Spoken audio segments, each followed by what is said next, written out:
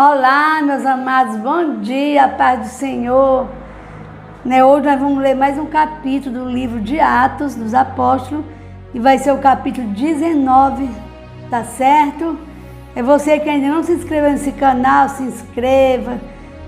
Cada vídeo que eu estou colocando no meu canal, eu estou gravando essa leitura de Atos, para a nossa igreja, para os nossos grupos do WhatsApp, mas também estou colocando no meu canal e cada tema lá, cada título do vídeo tá também @IMVP Angelim, ou IMVP Quixadá, ou IMVP Matriz, que é o canal das nossas igrejas. E entre lá no meu canal e se você não se inscreveu ainda, também nos canais das nossas igrejas, se inscreve, tá certo? Para ajudar os nossos irmãos também, tá certo? Então vamos para a leitura de hoje.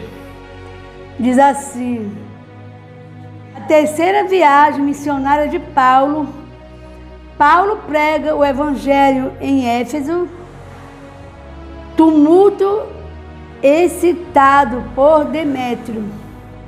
E sucedeu que enquanto Apolo estava em Corinto, Paulo, tendo passado por todas as regiões superiores, chegou a Éfeso e, achando ali alguns discípulos, disse-lhe: recebestes vós já o Espírito Santo quando creste? E eles disseram-lhe: nós nem ainda ouvimos que haja Espírito Santo. Perguntou-lhe então: em que sois batizados então? E eles disseram: no batismo de João. Mas Paulo disse: certamente João batizou com o batismo do arrependimento, dizendo ao povo que cresce no que após ele havia de vir, isto é, em Jesus Cristo. E os que ouviram foram batizados em nome do Senhor Jesus. E impondo-lhe Paulo as mãos, veio sobre ele o Espírito Santo e falava línguas e profetizava. Estes eram ao todo uns 12 varões. E entrando na sinagoga falou ousadamente por espaço de 3 meses, disputando e persuadindo-os acerca do reino de Deus. Mas como alguns deles se endurecessem e não obedecessem, falando mal do caminho perante a multidão, retirou-se deles e separou os discípulos, disputando todos os dias na escola de um certo tirano. E durou isso por espaço de 2 anos, de tal maneira que todos os que habitavam na Ásia ouviram a palavra do Senhor Jesus, tanto judeus como gregos. E Deus, pelas mãos de Paulo, fazia maravilhas extraordinárias, de sorte que até os lenços e aventais se levavam do seu corpo aos enfermos, e as enfermidades fugiam deles, e os espíritos malignos saíram. E alguns dos exorcistas judeus ambulantes tentavam invocar o nome do Senhor Jesus sobre os que tinham espírito maligno, dizendo: esconjuro-vos por Jesus a quem Paulo prega. Os que faziam isso eram 7 filhos de Seva, judeus, principal dos sacerdotes. Respondendo, porém, o espírito maligno disse: conheço a Jesus e bem sei quem é Paulo, mas vós quem sois? E saltando neles o homem que tinha o espírito maligno, e assim oreando-se de 2, pôde mais do que eles, de tal maneira que nus e feridos fugiram daquela casa. E foi isto notório a todos os que habitavam em Éfeso, tanto judeu como grego, e caiu temor sobre todos eles, e o nome do Senhor Jesus era engrandecido. Muitos dos que tinham crido vinham confessando e publicando os seus feitos. Também muitos dos que seguiam artes mágicas trouxeram os seus livros e os queimaram na presença de todos, e feita a conta do seu preço, acharam que montava a 50.000 peças de pratas. Assim a palavra do Senhor crescia poderosamente e prevalecia. Amém? E cumpridas estas coisas, Paulo propôs em espírito ir a Jerusalém, passando pela Macedônia e pela Acácia, dizendo: depois que houver estado ali, importa-me ver também Roma.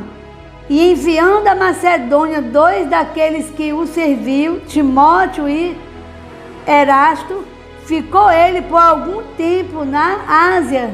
Naquele mesmo tempo houve um não pequeno alvoroço acerca do caminho, porque um certo ourives da prata, por nome Demétrio, que fazia de prata nichos de Diana, dava não poucos lucros aos artífices, aos quais, havendo-os ajuntado com os oficiais de obras semelhantes, disse: varões, vós bem sabeis que deste ofício temos a nossa prosperidade, e bem vedes e ouvis que não só em Éfeso, mas até quase em toda a Ásia, este Paulo tem convencido e afastado uma grande multidão, dizendo que não são deuses os que fazem com as mãos. Não somente há o perigo de que a nossa profissão caia em descrédito, mas também de que o próprio templo da grande deusa Diana seja estimado em nada, vindo a majestade daquela que toda a Ásia e o mundo venera a ser destruído. Ouvindo isto, encheram-se de ira e clamaram, dizendo: grande é a Diana dos Efésios. E encheu-se de confusão toda a cidade, e unânimes correram ao teatro, arrebatando a Gaio e a Aristarco, macedônios, companheiros de Paulo na viagem. E querendo Paulo apresentar-se ao povo, não lhe permitiram os discípulos. Também alguns dos principais da Ásia, que eram seus amigos, lhe rogaram que não se apresentasse no teatro. Uns, pois, clamavam de uma maneira e outros de outra, porque o ajuntamento era confuso, e os mais dele não sabiam por que causa se tinham ajuntado. Então tiraram Alexandre de dentro a multidão, impelindo os judeus para diante. E Alexandre, acenando com a mão, queria dar razão disto ao povo.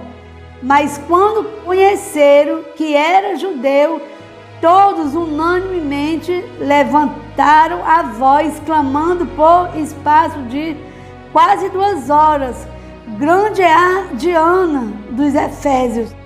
Então o escrivão da cidade, tendo apaziguado a multidão, disse: varões Efésios, qual é o homem que não sabe que a cidade dos Efésios é a guardadora do templo da grande deusa Diana e da imagem que desceu de Júpiter? Ora, não podendo isto ser contraditado, convém que vos aplaqueis e nada façais temerariamente, porque estes homens que aqui trouxeste nem são sacrílegos, nem blasfemam da vossa deusa, mas se Demétrio e os artífices que estão com ele têm alguma coisa contra alguém, há audiências e há procônsules que se causem uns aos outros. Mas se alguma outra coisa demandais, averiguar-se-á em ilegítimo ajuntamento. Na verdade, até corremos perigo de que, por hoje, sejamos acusados de sedição, não havendo causa alguma com que possamos justificar este concurso. E tendo dito isto, despediu o ajuntamento.